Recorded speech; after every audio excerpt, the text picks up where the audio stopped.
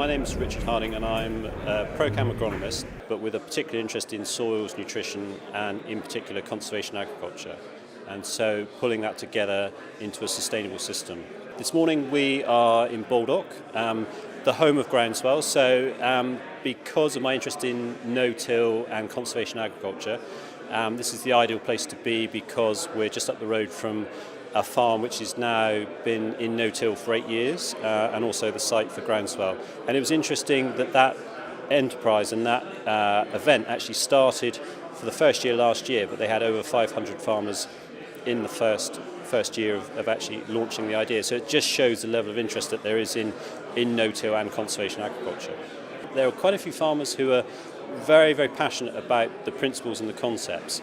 And I think that's the first tranche of farmers that are interested in. And what I'm interested in is raising the awareness to the wider audience. So one of the reasons for getting interested in benchmarking is actually to help farmers who are thinking about it or think that's an interesting idea, but what about the reality financially? How am I going to be affected? And that's the real key thing that I think needs addressing. But what I want to do with the benchmarking is combining the physical and the financial, because I think what happens quite often in industry is that the sort of industry is polarised and you either focus just on the financial or just on the physical. So as an agronomist, farmers just expect you to be talking about the crops, but actually, over half of their growing costs are tied up in fixed costs. So for us to be able to influence and talk to farmers about that and really drive efficiencies in both areas, not just the variable costs but the fixed costs, I think is so important. And for the system, conservation agriculture, to make that work, I mean, that's just a prerequisite. You can't not look at it as a whole systems approach. What I worry about is when people attach labels to something, so whether it's conservation agriculture, whether it's organic or conventional. So for me, the most important thing is building resilience into the farming business. So it's not about giving something a label. It helps because you've got to sort of use that to start a conversation, but the most important thing for me is about building reliability and repeatability and resilience into a farm business and ultimately making that farm more environmentally sustainable, but also financially more sustainable and profitable at the same time. When I put the day together, I really wanted to balance, and I always try and have slightly antagonistic speakers, so really looking at biology and understanding biology, because we need to go back to basics before we can start to gain the efficiencies. And because it's not talked about on a regular basis, I think it's so important to start with the biology, and we're sort of planning a series of meetings. So this is about actually starting with the biology and making sure that everyone has a level of understanding before sort of going to the next level, because it would be counterproductive to just sort of launch in at a higher level.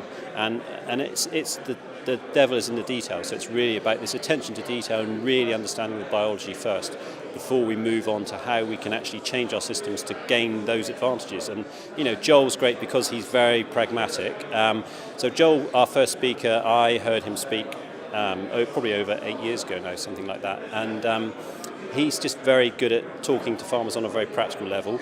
And so after Joel, we've got Andrew Howard. So again, the whole point is questioning everything we do. So Andrew's been looking at companion cropping, which again is changing our perceptions. We're so used to just growing one species in one situation. So this idea of growing two crops together is quite alien to a lot of people. But once you get your head around the concept of soil biology and the concept of diversity, it just makes complete sense. And it's about mitigating risk as well. So you're not necessarily going to increase yields, but you're going to sort of offset the variability from extremes. And obviously with climate change and these unusual seasons, which actually are now becoming the norm, it's kind of how do you manage that uncertainty. So that's one of the key reasons for Andrew Howard. And then after Andrew, we've got Liz Stockdale, and Liz is Secretary of the AAB, which is the Applied Association of Biologists. She's constantly working in this field and has got an incredible level of knowledge, but also, again, she's very, very good at communicating that, whether it's to scientists or to farmers. And that's so important, taking that sort of